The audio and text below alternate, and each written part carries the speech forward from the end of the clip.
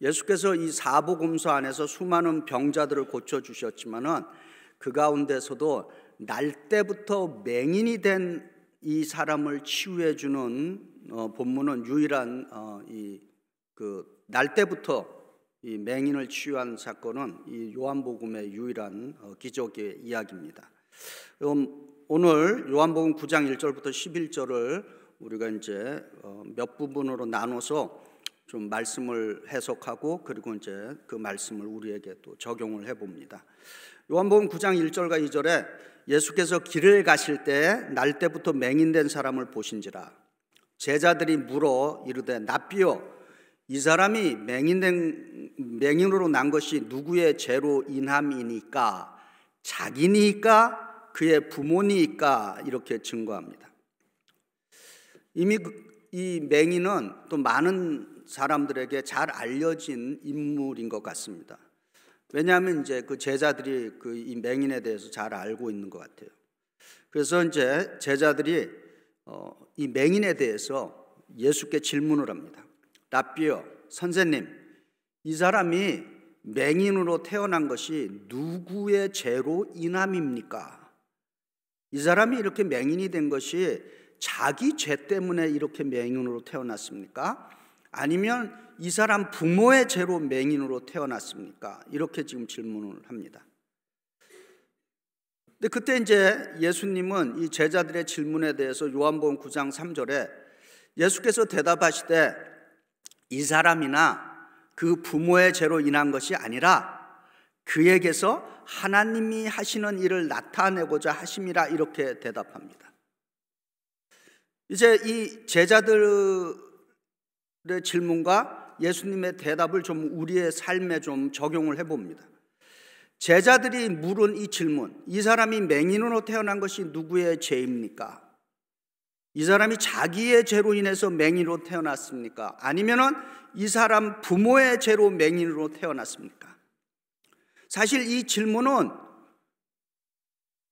그 당시 그 제자들이 한 이 질문은 구약의 부분적인 가르침이고 또한 예수님의 시대에 일반 평범한 사람들이 갖고 있는 일반적인 생각이었다라고 하는 것입니다.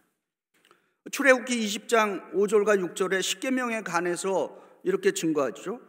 우상들에게 절하지 말며 그것들을 섬기지 말라. 내 하나님 여호와는 질투하는 하나님인즉 나를 미워하는 자의 죄를 갚되 아버지로부터 아들에게까지 3, 4대까지 이르게 하거니와 이렇게 증거하고 있습니다. 근데 사실은 여기에다가 우리가 많은 초점을 두는데 사실 6절에 우리는 더 초점을 줘야 되는 거죠. 나를 사랑하고 내 계명을 지키는 자에게는 1000대까지 은혜를 베푸느니라. 무한하다라고 하는 여기에 우리가 사실은 초점을 둬야 됩니다. 그래서 이 말씀에 근거해서 많은 사람들이 어떤 자녀들의 불행, 어떤 내 삶의 불행을 이 조상이나 부모에게까지 연결을 쉽게 짓기도 하는 것입니다. 그리고 이제 이 당시 유대인들의 이 사상에는 아직 어머니의 뱃속에 있을 때조차도 사람은 죄를 지을 수 있다 이렇게 믿었던 것입니다. 그래서 제자들이 예수께 한 질문은 부분적으로는 성경에 근거하고 또 부분적으로는 당시 관습에 근거한 윤리적이고 또 도덕적인 질문이다라고 하는 것입니다. 그런데 예수님의 대답은 출애굽기에 근거한 대답도 아니고 그 당시 일반 사람들이 생각하고 있는 거기에 근거한 대답도 아니었습니다. 요한복음 9장 3절을 우리가 다시 읽어봅니다. 예수께서 대답하시되 이 사람이나 그 부모의 죄로 인한 것이 아니라 그에게서 하나님이 하시는 일을 나타내고자 하심이라 이렇게 대답합니다. 이 얼마나 놀라운 대답인 것입니까? 우리가 예수님의 이 답변을 통해서 우리가 많은 경우에 깊이 생각 없이 다른 사람의 아픔에 대해서 제자들처럼 질문할 때가 있습니다. 그러나 우리 주 예수 그리스도는 이 날 때부터 맹인이라고 하는 이 핸디캡으로 출생한 이 사람의 불행에 대해서 그에게 하나님이 하시는 일을 나타내고자 하심이라 라고 하는 완전히 새로운 대답을 하시고 계시다라고 하는 것입니다. 그에게서 하나님이 하시는 일을 나타내고자 하심이라, 이것은 과연 무슨 말인가라고 하는 것입니다. 그에게서 하나님이 하시는 일, 다시 말해서 하나님의 영광이 그에게로부터 나타내시고자 하심이라 하는 뜻인 것입니다. 이 맹인은 성인으로서 수십 년을 어두움 가운데 불행하게 살고 있습니다. 그런데 이 사람이 맹인으로서 살아가는 이 인생이 하나님의 영광을 나타내기 위함이라 라고 하는 말씀을 예수께서 하시고 계시다라고 하는 것입니다. 우리들 가운데 지금 혹시라도 나는 왜 이렇게 불행할까? 왜 나는 이렇게 고통스럽게 살아올까? 왜 나는 이렇게 슬픔 가운데 사는가? 저는 그 불행, 고통, 슬픔이 얼마나 큰지는 잘 모릅니다. 그러나 오늘 예수님의 말씀을 우리가 적용해 보면은 이 모든 것에는 하나님의 영광이 나타나기를 기다리고 있다라고 하는 것이 예수님께서 우리에게 주시는 위로와 용기와 희망인 것입니다. 요한복음 11장 4절에 예수께서 들려주시는 말씀이 있습니다. 이 말씀으로 여러분도 위로 받으시고 용기 얻고 희망 가지시기 바랍니다. 요한복음 11장 4절에 예수께서 이렇게 말씀하십니다. 예수께서 들으시고 이르시되 이 병은 죽을 병이 아니라 하나님의 영광을 위함이요 하나님의 아들이 이로 말미암아 영광을 받게 하려 하심이라 하시더라. 아멘. 저희처럼 또 건강한 사람도 하나님의 영광을 나타내는 그 길이 있습니다. 우리가 고난당하는 사람들, 슬퍼하고 불행을 겪고 있는 사람들과 그들과 함께할 때 우리는 하나님의 영광을 나타내는 도구가 될 수 있는 것입니다. 그래서 로마서 12장 15절에 즐거워하는 자들과 함께 즐거워하고 우는 자들과 함께 울라라고 증거합니다. 다른 사람의 아픔에 우리가 예수 믿는 사람이라면 좀 공감을 좀 가졌으면 좋겠습니다. IQ와 EQ는 차이가 있습니다. IQ가 아무리 높다 해도 EQ가 어린아이보다 못한 사람도 있고, IQ는 낮아도 EQ, 공감 능력은 어마어마하게 높은 수준에 이른 분들이 있습니다. 우리가 아픈 사람을 위해서, 그의 아픔을 위해서 함께 기도할 때 거기에 하나님의 영광이 기다리고 있습니다. 우리가 연약한 이웃들을 위해서 기도하고 함께할 때 거기에 하나님의 영광이 나타나는 것입니다. 우리가 고난당하는 사람들과 함께할 때 그 자리에 하나님의 영광이 나타나는 줄 믿습니다. 우리가 예수님의 이름으로 행하는 이 모든 일에 하나님의 영광이 기다리고 나타나는 것입니다. 그러나 문제는 우리가 하나님께 영광을 돌리는 시간이 무한정 주어진 것이 아니라고 하는 것이 예수님의 또 대답인 것입니다. 요한복음 9장 4절과 5절에 예수께서 이렇게 말씀하십니다. 때가 아직 낮음에 나를 보내신 이의 일을 우리가 하여야 하리라. 밤이 오리니 그때는 아무 일도 할 수 없느니라. 내가 이 세상에 있는 동안에 세상의 빛이로다. 예수께서는 우리가 하나님의 영광을 나타내는 그 시간이 낮 동안이라고 하는 한계를 정해 주셨습니다. 밤이 오리니 그때는 아무 일도 할 수 없다라고 증거하고 있는 것입니다.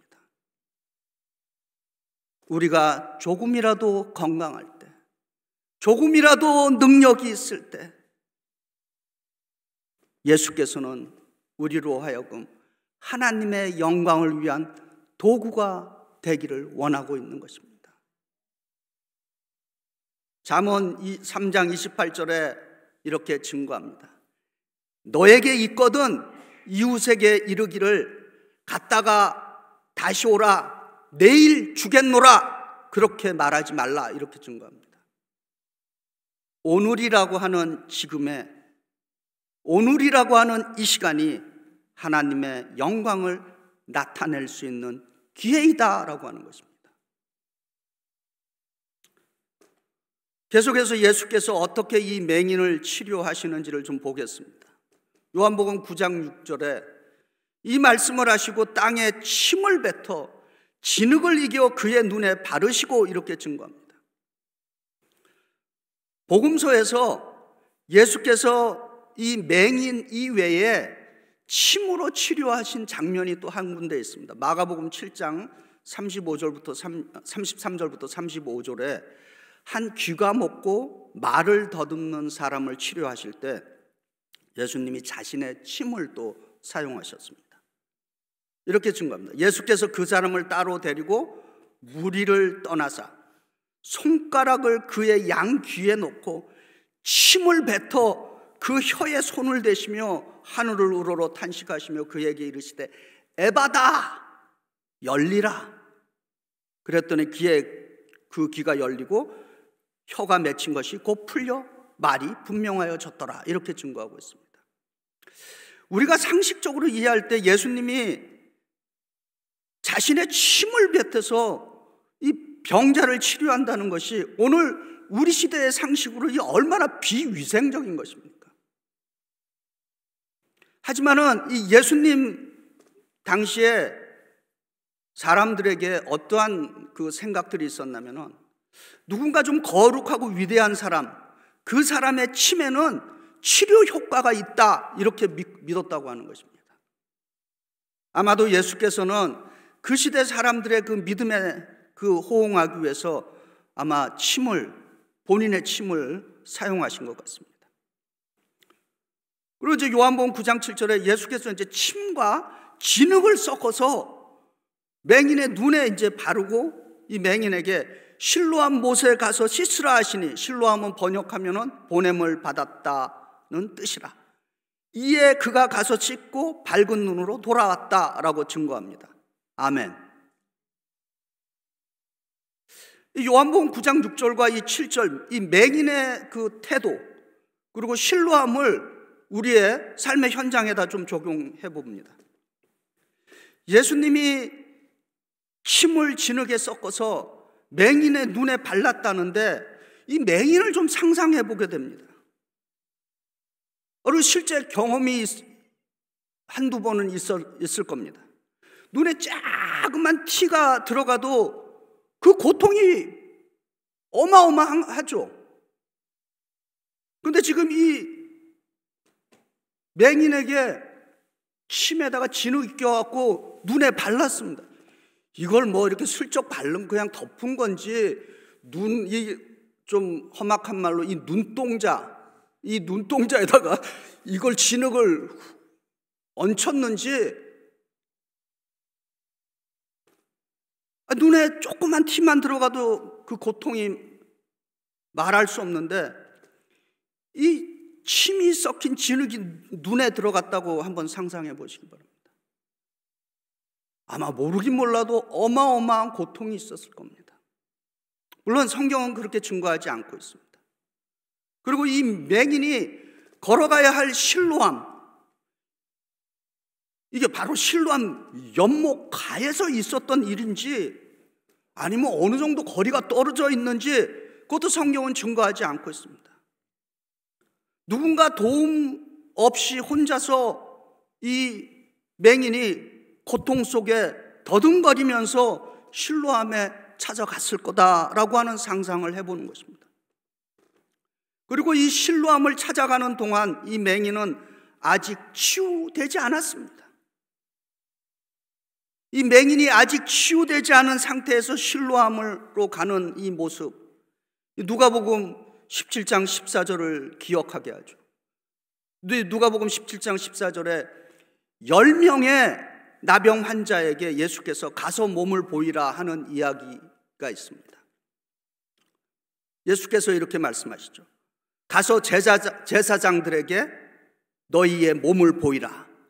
그들이 가다가 깨끗함을 받았다, 이렇게 증거하고 있습니다. 마찬가지로 이 맹인도 아직 치유되지 않았지만은 예수님의 말씀에 순종하면서 실로암으로 갔고, 실로암에서 시침으로 그토록 그가 보기를 원했던 시력이 회복되었습니다. 아멘.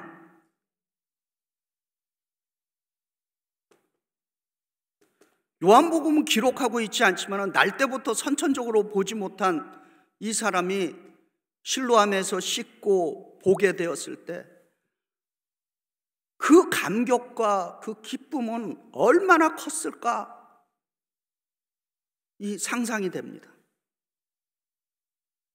다시 보게 된 이 맹인을 통해서 우리가 예수 믿는다라고 하는 것이 무엇인가를 좀 생각해 보게 됩니다. 예수 믿는다. 믿음이라고 하는 것은 말씀에 순종하는 것입니다. 믿음이 뭐라고요? 예수님의 말씀에 순종하는 것입니다. 이 맹인은 이 말씀에 따라서 그대로 실천한 사람입니다. 히브리서 11장 8절에 아브라함 믿음을 이렇게 증거합니다. 믿음으로 아브라함은 부르심을 받았을 때 순종하여 장래의 유업으로 받을 땅에 나갈새 갈 바를 알지 못하고 나갔다, 이렇게 증거하고 있습니다. 맹인은 예수님의 말씀에 순종하면서 실로암으로 갔습니다. 실로암은 번역을 하면은 보냄을 받았다, 센트라고 하는 뜻을 갖고 있습니다. 요한 전도사님 그 화면 한번 보여주실래요? 예. 저기 인터넷에서 찾은 건데요. 그림 3개를 이렇게 찾아서 이렇게 제가 합성을 했습니다. 이 실로암의 근원지가 기온이라고 그럽니다. 근데 미터로는 530미터, 그리고 피트로는 1738피트랍니다. 근데 저기 그냥 이렇게 흘러오는 것이 아니라 이 실로암의 근원이 되는 기온샘, 이거는 역사적으로 추적해 보면은 기원전 5000년까지도 올라가고, 그리고 예루살렘에서도 가장 오래된 유적지라고 알려져 있습니다. 우리가 잘 아는 그 히스기야 왕 시대에 이 터널을 뚫었습니다. 기온샘으로부터 실로암, 기온은 터지다라고 하는 뜻이 있습니다. 그래서 1년 내내 이 마르지 않는 샘이라 그럽니다. 그리고 이스라엘은 항상 그 주변의 나라의 침략을 많이 받았기 때문에 적들이 침략을 하면은 식수가 있어야 되잖아요. 그래서 이 식수 공급을 위해서 이 기온으로부터 실로암까지 이 터널을 뚫은 것입니다. 3000년 전 히스기야는 그 당시 제국인 아수르의 침략을 맞이하고 있었습니다. 정말 국가가 절체절명의 순간이죠. 이 절체절명의 순간을 어떻게 하든지 간에 물이 있으면 견딜 수 있으니까 기온샘에서 실로암 목까지 뚫었습니다. 우리 지금 화면에 어떻게 보이는지는 모르겠지만 저기 계단 내려가는 게 저게 그냥 흙이 아니라 뭐라 그러죠? 암석입니다. 그리고 직선이 아닙니다. S자로 굽어져 있답니다. 그런데 기온에서 출발하고 실로암에서 출발해서 그 당시 석공들이 진과 망치로 그 암석을 뚫어갖고 양쪽에서 이렇게 와서 탁 만났다는 거예요. S자인데, 직선도 우리가 같이 만나기 힘든데 S자의 그것을 그 징으로 해갖고 530m를 양편에서 뚫어서 만났다. 이거 얼마나 놀라운 하나님의 기적입니까?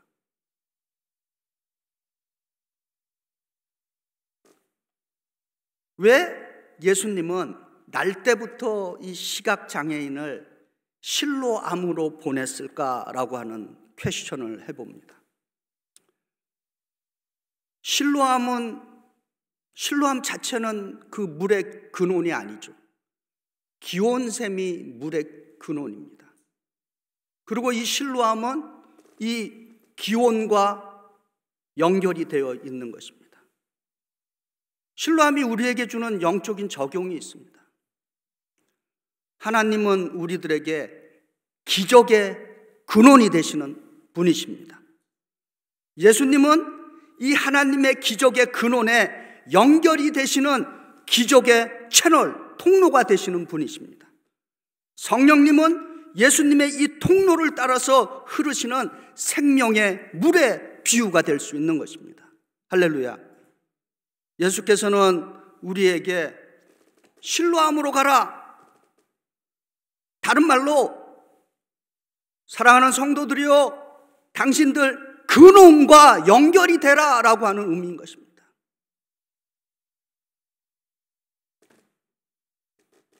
우리가 말씀과 성령과 훈련으로 하나님 성부, 성자, 성령의 그 근원에 연결될 수 있는 인생들이 되시기를 바랍니다. 예수님이 이 땅에 오신 목적을 누가복음 4장 18절부터 19절은 증거하고 있습니다. 저는 개인적으로 이 누가복음 4장 18절부터 19절을 아주 좋아하는 구절입니다. 그리고 제가 섬기는 교회에서 이 누가복음 4장 18절과 19절의 말씀이 심겨지고 이루어지기를 기도합니다. 내용은 이것입니다. 주의 성령이 내게 임하셨으니 이는 가난한 자에게 복음을 전하게 하시려고 내게 기름을 부으시고 나를 보내사 포로된 자에게 자유를, 눈먼 자에게 다시 보게 함을 전파하며 눌린 자를 자유롭게 하고 주의 은혜의 해를 전파하게 하려 하심이라 하였더라. 아멘. 한국에 실로암 안과 병원이 있습니다. 이 실로암 안과 병원의 이름이 바로 이제 오늘 본문 이 요한복음 9장을 배경으로 세워졌다고 합니다. 이 병원은 매해 전 세계 수많은 사람들에게 그 시력을 찾아주는 선교적인 병원입니다. 무료로 대안 수술을 해주고 그럽니다. 그래서 아시아, 아프리카 이 개발도상국들을 찾아가서 사랑의 무료 안과 진료를 해서 실명을 예방하고 또 개안 수술로 밝은 빛을 찾아주는 선교병원입니다.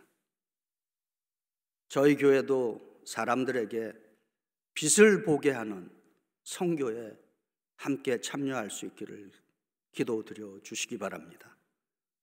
성도 여러분, 오늘 요한복음에서 날 때부터 맹인된 사람의 이야기는 우리들의 불행, 우리들의 고통, 우리들의 슬픔, 우리들의 질병, 우리들의 절망, 우리들의 고난은 하나님의 영광이 나타나기를 기다리고 있다라고 하는 것입니다. 지금 인생의 고통 가운데 계신 분들, 참 오랜 세월 동안 참으로 힘든 삶을 살아오시는 분들에게 하나님의 영광이 나타나길 기도합니다. 그리고 우리는 맹인된 사람들처럼 불행하고 고통당하고 슬퍼하고 질병 가운데 절망하고 고난당하는 사람들과 함께함으로써 하나님의 영광이 나타나는 도구가 될 수 있기를 기도합니다. 저와 여러분이 생명과 기적의 근원이신 우리의 신뢰함이 되시는 우리 주 예수 그리스도에게 연결됨으로써 인생의 기적을 체험하시고 하나님께 영광이 되고 하나님의 영광을 나타내는 성숙한 신앙인들이 되시기를 주의 이름으로 축원드립니다.